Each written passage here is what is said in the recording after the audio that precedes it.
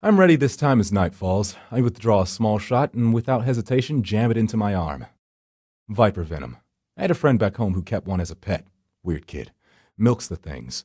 Sells the venom, mostly to medical facilities. Occasionally he sells it to me. My knees nearly buckle as the burning begins to creep through my arm. I stifle a scream. Then I hear it, and everything clicks. I let out a long sigh and stand up, adjusting my layers. I turn my eyes to fall upon the approaching truck.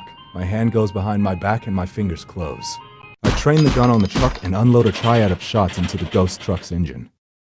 The engine sputters, the grating burns, melting away, and the music screams in protest. What do you think you're doing? An escapee from an Andy Warhol painting stutters, stepping awkwardly from the vehicle. It's getting dark. I have to protect the children. Only one thing may not exist. You and that which you fear must cease to be. But the children... The darkness falls upon me. With such force, I stagger. I lose my grip and the gun disappears, searing into the shifting mass of flesh. My hand goes behind my back, and my grip closes around a rough-hewn blade, forged of obsidian and steel. And as I carve outwards, I hear the screams of all the lost children, unwilling to accept their fate, and swallowed by the darkness. Flesh tatters as I carve, burning away like paper, until finally, I lay into the man. No, you don't understand. I was just trying to help. The cacophony resounds as the children who lost themselves in the darkness. I bury the blade into his throat. The cacophony resounds as the children who lost themselves in the darkness writhe, and I go about my work of freeing them all, just as I had freed this man.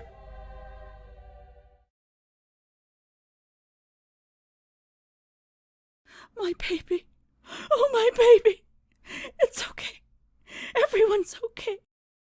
No, not everyone. They're all dead. Everyone died. 7 kids lost here. And I got back all of them. I wonder how many I actually freed. How many had he trapped in his nightmare? And what the hell was he so afraid of in that darkness? And most importantly, why did he ultimately abandon them to it? I don't know how to thank you. After a week of not hearing from you, I'd feared for the worst. A month after that, and I'd come to accept that it was over. I was ready to move on. His eyes fall to his wife, still babying the boy, who won't stop staring off into the distance. She had faith, though. She said that you were an angel, or maybe a demon. She didn't care. She believed in you. Some nights after she had said her Hail Marys, I would see her put her hands together, and I would hear her. She prayed to you. I was almost flattered, but to tell the truth, the idea of someone believing so much in me, in praying to me, it was terrifying.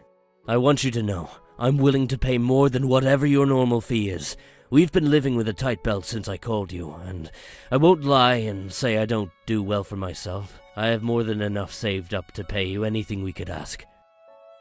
Or, if there's something else you want, there's nothing I can offer you that means more to me than my son. I let out a long sigh. I reach up to my hood and pull it back. Both of them gasp, stepping back and then cocking eyebrows in unison, having perhaps expected something more. After having been gone for 2 months, I could really use a job.